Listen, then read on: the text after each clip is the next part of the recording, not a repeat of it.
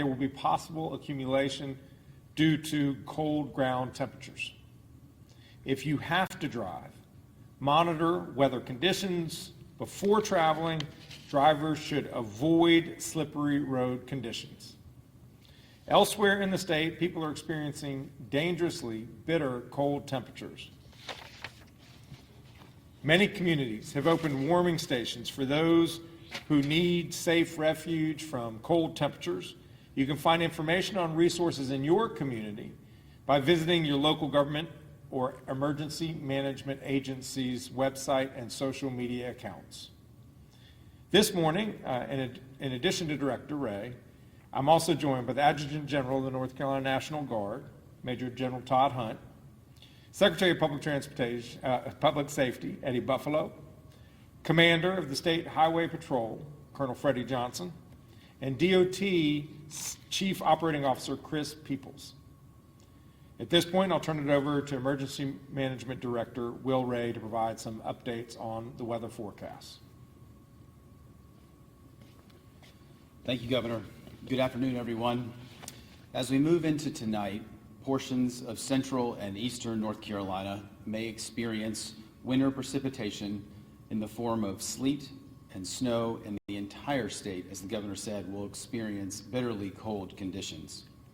A winter storm warning is in effect starting today at 5 p.m. for the entire North Carolina coastline and inland counties in far eastern North Carolina. The current forecast places the greatest snowfall totals across the Outer Banks and northeastern coastal counties, Carteret, southern Craven, Pamlico, Terrell, and Hyde counties, where 6 to 8 inches of snowfall is possible. A winter weather advisory is also in effect for counties in eastern North Carolina and into much of central North Carolina beginning at 4 p.m. today, where 1 to 3 inches of snowfall is possible, particularly in our eastern counties. A cold weather advisory remains in effect for the entire state tonight through midday tomorrow. Wind chill values as low as 14 below zero will be possible across the mountains, and single digits down to 0 degrees are possible across the state tonight into tomorrow. In both Ashe and Watauga counties, an extreme cold warning remains in effect tonight and into tomorrow, where wind chill values as low as 15 below zero are possible. We've been monitoring the weather system and possible impacts late last week and through this weekend. And while we could continue to see some changes in forecast track and impacts, we activated portions of the State Emergency Response Team to ensure that we are postured to support our local communities and our state partners. The State Emergency Operations Center in Raleigh and our Regional Coordination Center East activated this morning, and we have proactively deployed components of the North Carolina National Guard into the eastern part of the state to support any local emergency services and public safety needs. These include multiple all-hazards response teams with 4x4 capability staged for deployment, as well as 2 hotspot teams to support the Department of Transportation with road clearance, same as we do in the West. State and local emergency management personnel will remain in close coordination to ensure all resources are available and ready to respond for needs that may arise. There are currently 25 local emergency operations centers that are either at monitoring or open to manage the potential winter weather situation. 17 school systems and the Cherokee Tribal Schools are closed today, with 6 delayed starts being reported due to the cold temperatures this morning. An additional 7 school systems have implemented their remote learning protocols, and 8 school systems in eastern North Carolina are releasing early today. In areas that receive sleet and snowfall, accumulation is likely due to the cold ground temperatures, and we should expect slick roadway conditions. If you do not need to be on the road, please stay home for your safety and for the safety of our first responders and DOT personnel that may be out. If you have questions about roadway conditions, as always, please visit drivenc.gov. North Carolina continues to experience some of the coldest temperatures in quite some time, and I would like to remind all North Carolinians of a few key points this week. First is that extremely cold temperatures, like what we are experiencing, can be very dangerous. Please make sure that you and your family are prepared. And as we move through the week, please make sure you're dressing in layers, covering exposed skin, limiting time outdoors, specifically taking care of pets and other animals and conserving energy where you can. You can find more about how to ensure that your family is ready for cold temperatures and winter weather by visiting readync.gov. Second is that ice may also form on ponds, creeks, and rivers with temperatures like we're experiencing. In North Carolina, the ice is never safe for anyone or pets to walk on. While it is a rare sight here, please enjoy it from the safety of the shore. Finally, for those in western North Carolina continuing to recover from the devastation of Tropical Storm Helene, if you need resources, assistance with housing, or help navigating the recovery process, please call the North Carolina Disaster Case Management Program at 1-844-746-2361 or visit ncdps.gov/Helene. The North Carolina Disaster Case Management Program was established to guide survivors through the recovery process, to assist with making a recovery plan to fit those individual needs, and to find resources to assist each survivor. As a reminder, you do not have to apply for FEMA assistance to receive assistance through this state program. Thank you, Governor. I also want to thank the DOT crews who've been preparing for this storm and have begun pre-treating roads focusing on eastern North Carolina. During winter weather, just like any severe weather situation in our state, the number one priority for all of us is to keep people safe. Make sure that you have everything you need in advance of the winter weather. Check on your loved ones and anyone you know who may be especially vulnerable. As you just heard from Director Ray, we recommend the following actions as we navigate this winter weather event. Pay close attention to your local weather forecast and be prepared for whatever is expected in your area. Keep cell phones, mobile devices, spare batteries charged in case of power outages, and enable emergency alerts on your telephone so that you can hear from local emergency management agencies and the National Weather Service. Keep cabinet doors open, located under sinks, and let your faucets drip to prevent the pipes from freezing. In snowy and icy areas, please avoid traveling. The roads are the most dangerous place to be in a winter storm like this. If you have to be on the road, make sure that you have an emergency kit in your vehicle, including food, an ice scraper, jumper cables, a flashlight, extra clothing, blankets, water, and a first aid kit. Thank you, and at this point, we're happy to take any questions you have.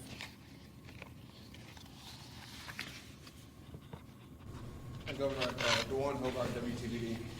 If you could take a look at previous storms, what have we learned from those previous storms that you've been able to apply to the response today?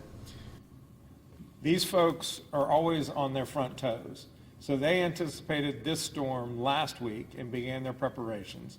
The Department of Transportation has been brining the roads to make it harder for the ice to stick to the roads.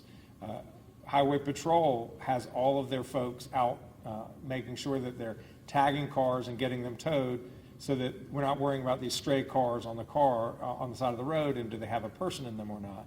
The National Guard has put advanced troops in eastern North Carolina and Kinston so that if there are needs for them to go out and rescue folks, they're on the ground ready to do it. So one unfortunate reality of living in North Carolina is we have a lot of bad weather. And when we have that weather, it gives us the experience to know what we need to do in anticipation of a storm.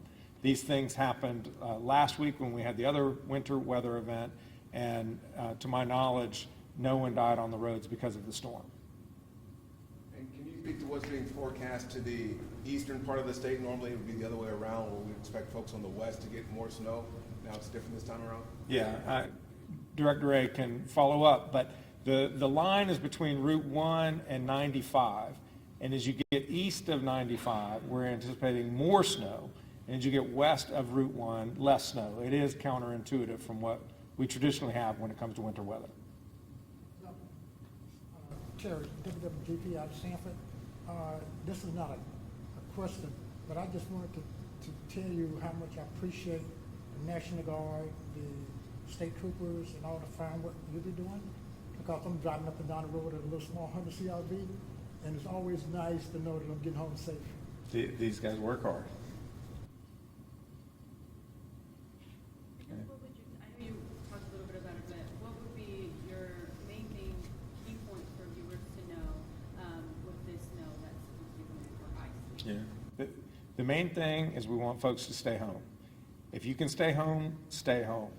Put on an extra sweater, maybe turn your temperature so it's not quite as hot as you might want it to be. We want to try to reduce the load demand on the grid for power, but stay home, make sure you have all the supplies you need, the food, water, and if you have to get on the road, just drive safely. Know that there could be ice at any place.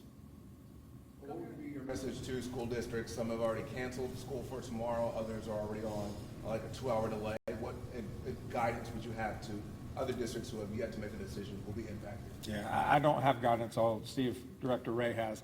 Essentially, each community needs to decide what's best for itself, but Director Ray? I think as the governor said, I think each school system is going to evaluate what their needs are. Obviously, last week we saw a number of school systems that had lingering impacts from some of that snow and ice well after other school districts around it have been able to open. I think as the governor said, obviously DOT's focus has been on state and federal roadways. Some of the secondary routes we know can often be a challenge, especially with the cold temperatures. We know that some of the winter precipitation that we get may remain on those roadways for some period of time. Again, we know many of the school systems are right now evaluating what's going to be best for both the students and bus drivers and school faculty and staff to make sure that folks are safe. Aside from the roadway conditions, we also can assume that perhaps the power grid might be a concern as well. Do you have a message to residents who may be trying to bump up their thermostats with these cold temperatures? Yeah, whenever there are really cold temperatures like this, everybody wants more power, and sometimes that can create issues. So if you can conserve your consumption of power, it's always a good thing to do in a winter storm. So if you don't need to wash your clothes or run the dishwasher, just wait until this cold winter weather is past. With that, if power outages do occur, how many crews do you have out on standby for this type of event? I'll hand that to Director Ray. So both Duke Energy as well as our co-ops and then some of our utility partners in states around us are regular part of our state emergency response team. They are actually at the Emergency Operations Center in Raleigh with our team today. They have a significant number of crews located native to North Carolina to be able, like they did last week, I think move crews from east to west or west to east, kind of wherever the need is. I think right now the concern of cold temperatures, again, the forecast is telling us it's largely going to be snow. There is the potential for some wintry mix. I think our concern really begins to elevate when we have significant ice accumulation potential as well as significant gusty winds. And so I think as the governor said, I think one of the really easy measures that folks can do is some of those home conservation measures. Evaluate what you need to do, what your power consumption needs to be when, and make sure that you're following both directions of your local public safety officials, but also we know that all of the utilities will be sending out messaging on voluntary measures that could potentially be taken.